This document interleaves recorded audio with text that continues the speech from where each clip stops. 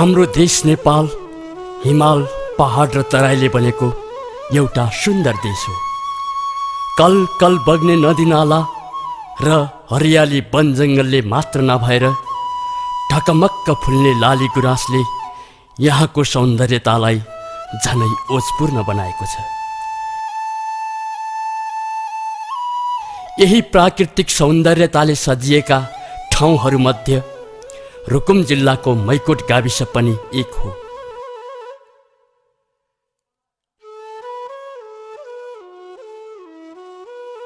जेठ महिनाको सुरुवातसँगै यहाँ जीवन बुटीको सिजन चल्ने गर्छ।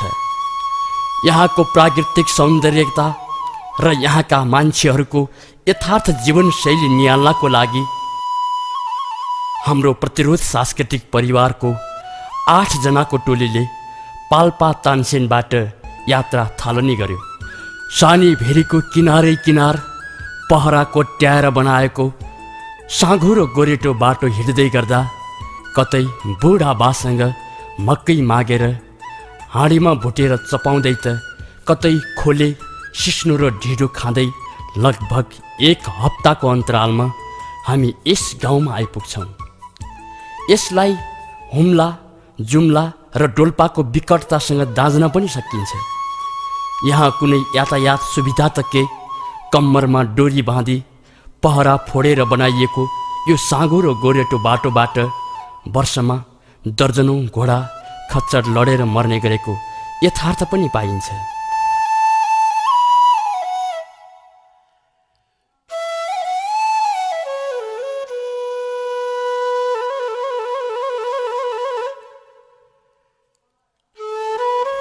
यस गाउँबाट सदरमुकाम पुग्न 3-4 दिन लाग्ने गर्दछ।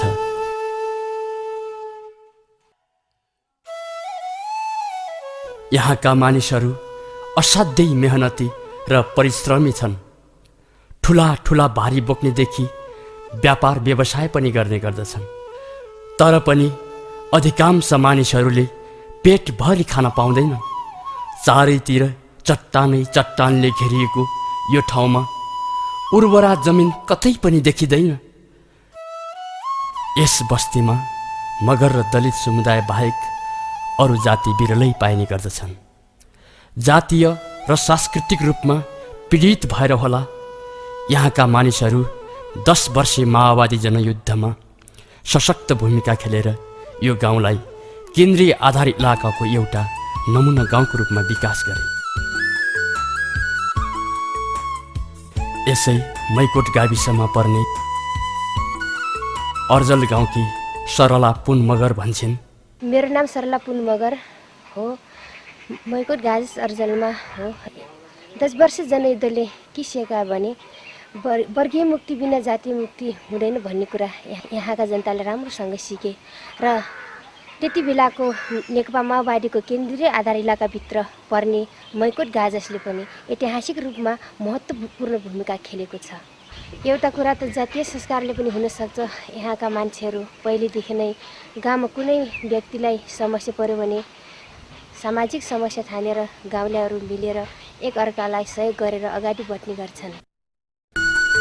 साँच्चीकै सरला पुन मगरले भने जस्तै यहाँ व्यक्तिगत कामलाई समूहमा गर्ने चलन छ र सामूहिक रूपमै बाँच्न रुचाउँछन् यिनीहरू।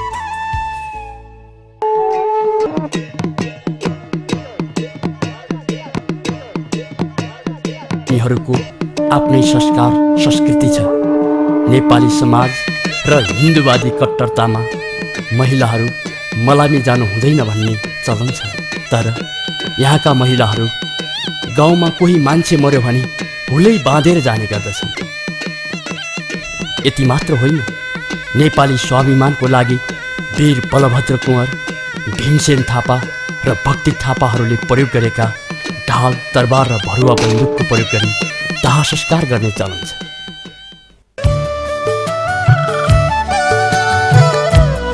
यो हो मैकोटको दुले भन्ने ठाउँ। हामीलाई मैकोटबाट यहाँ आउन 1 दिन लाग्यो। यहाँ कुनै गाउँको अवशेष भेटिँदैन। यहाँ बस्ती बसेको पनि कुनै सङ्केत भेटिँदैन। तर हरेक वर्ष जेठको पहिलो सातामा 5000 देखि 12,000सम्मको सङ्ख्यामा जीवनबुटी टिप्ने मान्छेहरू केन्द्रित हुने गर्दछ। यस ठाउँमा एक हप्तासम्म विभिन्न किसिमका मनोरञ्जनात्मक कार्यक्रम र व्यापार चल्ने गर्दछ।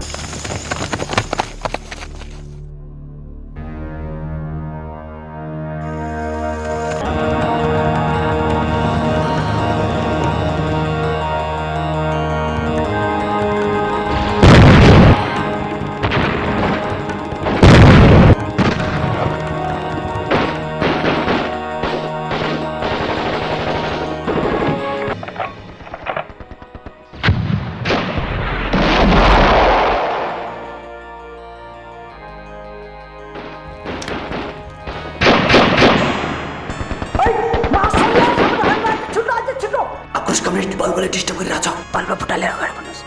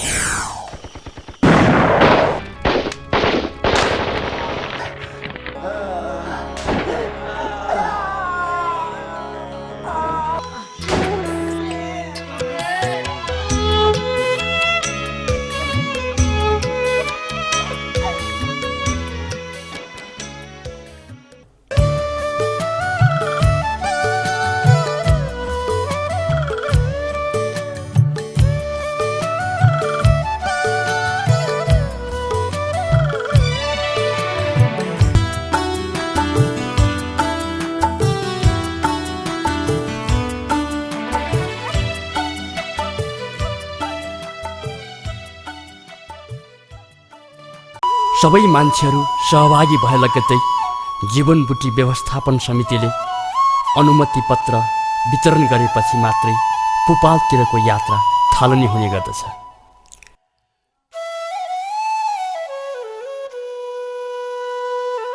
यति बेला घोडा खच्चडमा सामान लादेर पुपाल पुग्नको लागि उकालो लागिरहेका छन्।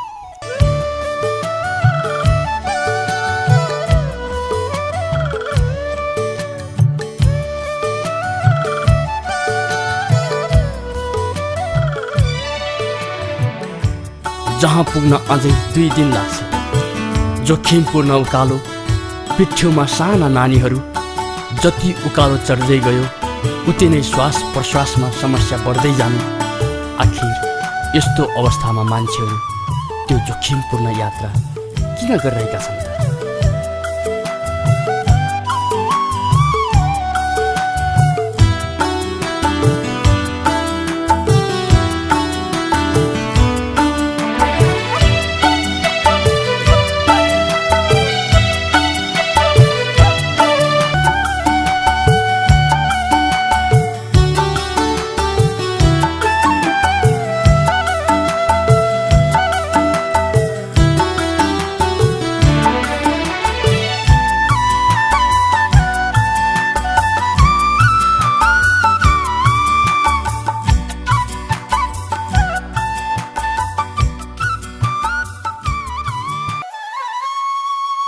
हरेक मान्छेका आफ्नै चाहना छन्, आफ्नै सोचाइ र स्वार्थहरू छन्। यसै सन्दर्भमा एकजना दिदी भन्छन्, हामी काठमाडौँबाट आएको हो। घर चाहिँ तकसेरा हो होइन। 15-20 दिन जति भयो। तर यहाँ सरस्वतीले आउने हो भनेपछि हामी जस 8-9 दिन लाग्छ होला। मलाई खुसी लागेछ किनभने म फर्स्टचोटि अनुभवको कारणले हामीहरू आउँदाखेरि डुलियामा 7 दिन जति बस्यौँ अनि त्यहाँ पनि एकदम रमाइलो भयो। त्यहाँदेखि छोडिसकेपछि जस बाटोमा स्याङ्खोला भन्ने ठाउँमा बस्यो। हाम्रो यो विगत ठाउँ हो होइन। अब यो यस्तो ठाउँमा धेरै मान्छेहरू आउनु भन्ने एकदम भाग्यको कुरा हो है।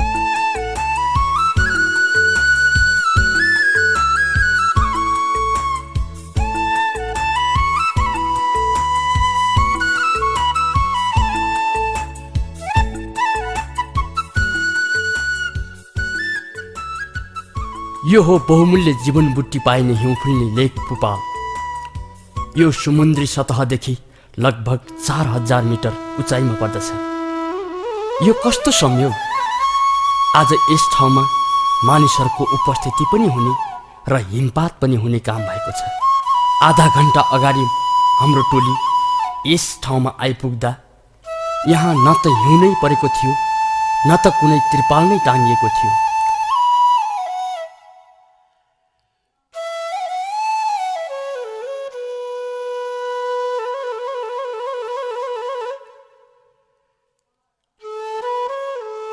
यो हिमपात सँगसँगै बस्ने बासहरू पनि छिट्टो छिट्टो निर्माण सम्पन्न गरी जीवन बुटीको खोजी कार्य पनि लगत्तै सुरुवात हुन्छ।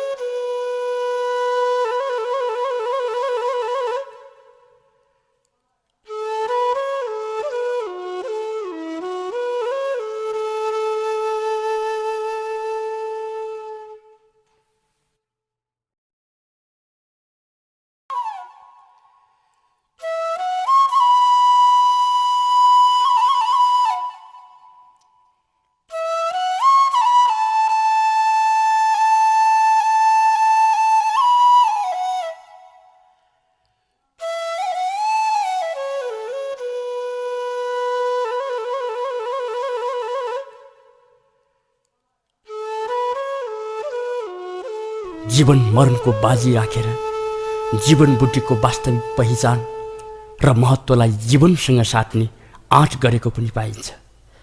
कोही आर्थिक उत्पादन गरी गरिबीले बेसरी थिचारिएको जीवनलाई थोरै भए पनि उकास्ने त कोही सहर बजारको धुलै धुलोले उकुस मुकुस भएको मनलाई प्राकृतिक सुन्दरताले हल्का बनाउने विषयसँग पनि जोडिएको छ।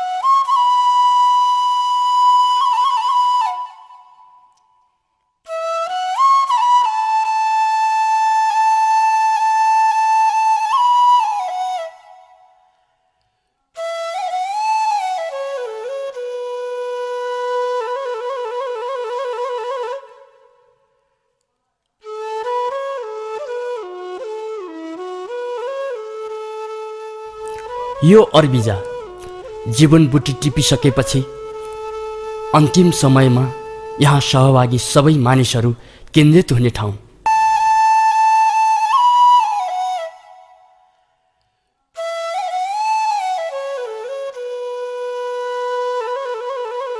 यो स्थानबाट डोल्पा सदरमुकाम दुनै पुग्न 1 दिन मात्र लाग्छ। डोल्पा दुनै 2058 असोज 8 गते तत्कालीन नेकपा माओवादीको तर्फबाट पहिलो सदरमुकाम आक्रमण गरी कब्जा गरिएको थियो।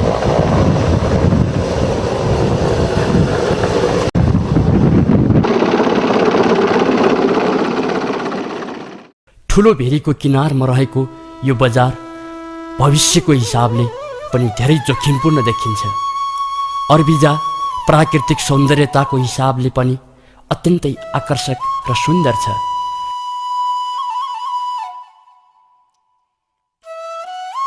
यसको वरपर रमणीय तालहरू लगायत वन्यजन्तुहरू पनि प्रशस्त पाइन्छन्।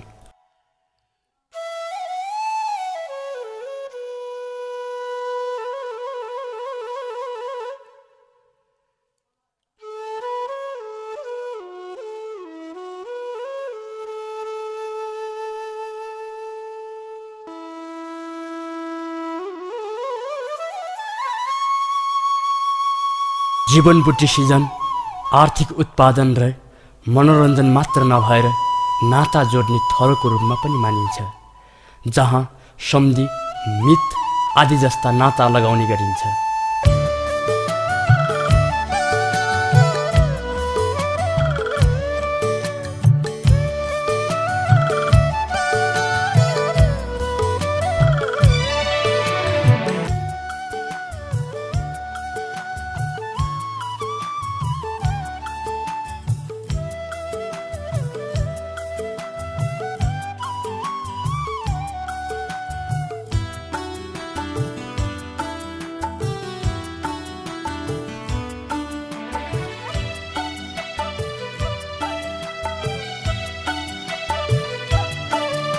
यो पर्यटकीय र रमणीय ठाउँ सबै हिसाबले महत्त्वपूर्ण मानिए तापनि यसलाई व्यवस्थित र अझै प्रभावकारी बनाउनको लागि कुनै निकायबाट ठोस पहल र सहयोग नहुँदा समस्या परिरहेको सत्य व्यक्त भइरहेको छ।